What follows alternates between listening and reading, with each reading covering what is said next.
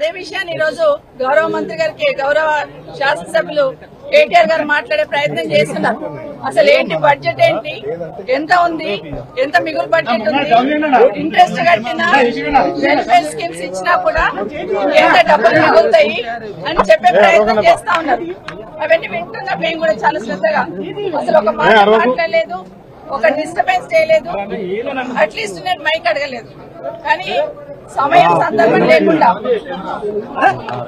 సందర్భం లేకుండా సడన్ గా ముఖ్యమంత్రి గారు లేసి అంటే కేటీఆర్ గారు మాట్లాడుతూ ఉంటే దాన్ని ఎట్లా పక్కన జరపాలి అర్థం కాక వాస్తవాలు మాట్లాడుతున్నారు కదా కేటీఆర్ గారు అని సడన్ గా లేసి కేటీఆర్ గారు మీ వెనకాల కూర్చున్న అక్కలు మమ్మల్ని ఇక్కడ ముంచిండ్రు, నిన్ను కూడా ముంచుతారు, మీరు జూబ్లీ బస్ స్టాండ్ అయితే మీ బతుకని మాట్లాడుతున్నారు.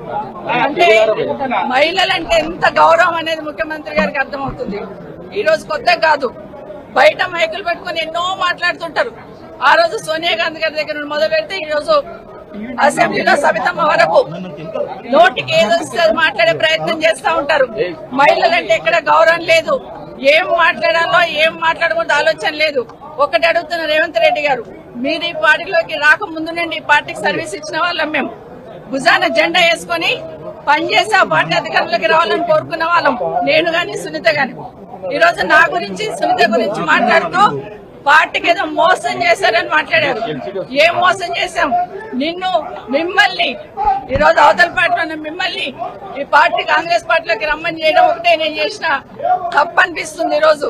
ఎందుకంటే ఆ రోజున్న పరిస్థితులలో ఇంకొక మాట మాట్లాడారు రేవంత్ రెడ్డి గారు. ఈరోజు మహిళల్ని అక్కలను నమ్ముకుంటే జూబ్లీ బస్ స్టాండ్ అవుతుంది అంటున్నారు. ఆడబిడ్డలు ఎట్లా ఉంటారో తెలీదా? ఆడబిడ్డలు ఎప్పుడైనా క్షేమం కోరుతారు, నష్టం కోరరు. నమ్ముకున్న వాళ్ళకి ప్రాణమన్న ఇస్తాం కానీ నమ్మిన వాళ్ళకి మోసం చేయాలని ప్రయత్నం చేయము. కానీ ఈరోజు ఏదైతే రేవంత్ రెడ్డి గారు మాట్లాడారో ఒక సునీతమ్మకు సవితమ్మకు జరిగిన అవమానం కాదు ఇది.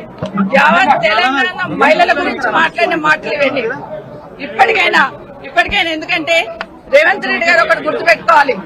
ఈరోజు ఆడబిడ్డలను అవమానించి ఆడబిడ్డల వ్యక్తిత్వాన్ని అవమానించినాడు. ఒక అసెంబ్లీలో ఉన్న మమ్మల్ని మాత్రం అవమానించడం కాదు, అక్కల్ని నమ్ముకుంటే బతుకు బస్ స్టాండ్ అవుతుంది అన్నట్టు మాట్లాడినావు. ప్రతి ఇంట్లో ఆడబిడ్డలు ఉంటారు. తెలంగాణ రాష్ట్ర ఆడబిడ్డలందరూ ఈరోజు ఆలోచిస్తున్నారు ఒక ముఖ్యమంత్రి స్థాయిలో ఉండి.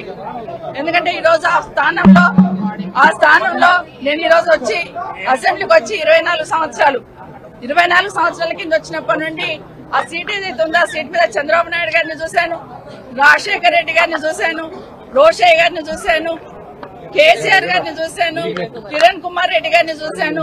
ఈరోజు మిమ్మల్ని చూస్తున్నాను. ఈరోజు మీరు ఆ సీటుని అగౌరవపరిచారు. మహిళల్ని కామెంట్ చేసి నిండు సభలో ఆ సీటుకున్న గౌరవాన్ని తగ్గించారు. నిజంగా మీ గౌరవం ఉండాలంటే మీరు బేషరతుగా క్షమాపణ చెప్పండి. ఒక్కటి గుర్తుపెట్టుకోండి రేవంత్ రెడ్డి గారు, ఈరోజు మహిళల గురించి మాట్లాడుతూ బతుకు బస్ స్టాండ్ అన్నారు చూడండి, అది చాలా బాధ అనిపిస్తా ఉంది. మేము నమ్మిన వాళ్ళకి మేము నష్టపోయినా పర్లేదు, మా అన్న తమ్ముళ్ళు బాగుండాలని కోరుకుంటాం. మేము ఏ ఆడబిడ్డ అయినా కూడా క్షేమం కోరుకుంటుంది. కానీ ఈరోజు కేటీఆర్ గారిని మేము ముందు పెట్టుకుని ఆయన బతికేదో బస్ స్టాండ్ చేసుకునే లెవెల్లో మాట్లాడారు కదా, ఇది బేషరతుగా క్షమాపణ చెప్పమని కోరుతున్నా. కానీ రేవంత్ రెడ్డి గారు ఇంకోటి గుర్తుపెట్టుకోవాలి. ఈరోజు రేవంత్ రెడ్డి ఆ సీట్లో కూర్చున్నారంటే పొద్దున్న లేస్తే ఇందిరమ్మ పేరు చెప్తారు, సోనియా గాంధీ పేరు చెప్తారు. కానీ అదే సోనియా గాంధీ బలిదేవత అని మాట్లాడింది ఎవరనేది దేశ ప్రజలందరికీ తెలుసు. ఈరోజు ఆ సీట్ మీద కూర్చున్నామంటే ఒక ఇందిరమ్మ కావచ్చు, సోనియా గాంధీ కావచ్చు, లేకపోతే సబితమ్మ కావచ్చు. ఆ పుణ్యాన్ని అక్కడ పోయి కూర్చున్నారని దయచేసి గుర్తుపెట్టుకోమని చెప్తా ఉన్నాను. ఇప్పటికైనా మీరు మాట్లాడి వెళ్ళిపోయి ఉన్నారు, మరి నా పేరు తీసుకున్నారు, మరి మాకు మాట్లాడే అవకాశం ఇవ్వాలి కదా. అసెంబ్లీలో మాట్లాడే అవకాశం ఇవ్వకుండా దొంగల్లాగా పారిపోయినారు. ఈ రోజు అది కూడా చెప్తున్నాను, ఎందుకు పారిపోయినారు? మా సమాధానం మీద ధైర్యం కూడా మీకు లేదా? భట్టి గారు గౌరవనీయులు డిప్యూటీ సీఎం గారు చాలా గౌరవంగా ఉంటాం, గౌరవంగా మాట్లాడతాం. వచ్చి మాట్లాడుతూ ఉంటే మాకు ఉపసంహయంగా ఏదన్నా సంధాయిస్తారేమో అనుకున్నాం. కానీ వారు మాట్లాడుతూ కూడా మాట్లాడిన మాటలు నిజంగా బాధాకరం అనిపిస్తున్నాయి. ఆ రోజు ఏదో అపోజిషన్ లీడర్ గా నా పదవి పోయిందని మాట్లాడున్నారు.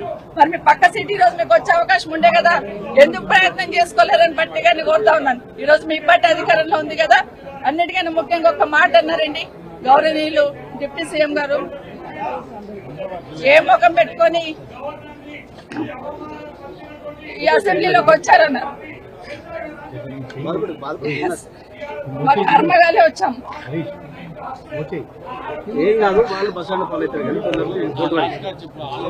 ఇది ఇది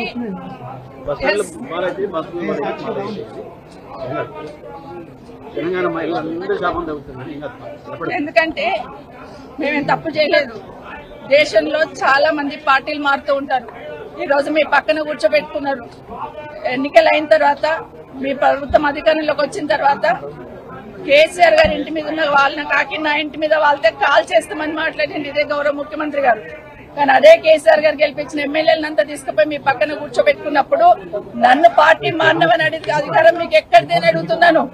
ఆ రోజు నేను పార్టీ మారినప్పుడు విత్ ఇన్ ద పార్టీలో ఏం జరిగింది, ఏ విధంగా మమ్మల్ని మెడబట్టి బయటికి గెంటేశారని మీకు తెలీదా అని అడుగుతున్నాను. ఎందుకంటే మాట్లాడలేదు, ఇన్ని రోజులు మాట్లాడలేదు. నేను నా పార్టీ గురించి ఎవరి గురించి మాట్లాడకుండా నేను కేసీఆర్ గారి నాయకత్వంలో పనిచేయడానికి వచ్చాను. 5 సంవత్సరాలు ఎందుకు మీరు నోరు మూసుకొని కూర్చున్నారు ఇప్పుడు అడుగుతానండి. మాట్లాడాల్సింది 5 సంవత్సరాలు. ఈ రోజు నేను బీఆర్ఎస్ పార్టీ బీఫామ్ మీద గెలిచి వచ్చున్నాను. ఇప్పుడు నన్ను గురించి మాట్లాడే అధికారం మీకు ఎక్కడిది? ఈ రోజు బాగా గుర్తుపెట్టుకోండి, నా కుటుంబానికి ఒక చరిత్ర ఉంది. నిజంగా మాట్లాడాలంటే నాకు 10 నిమిషాలు టైం ఇవ్వాల్సింది.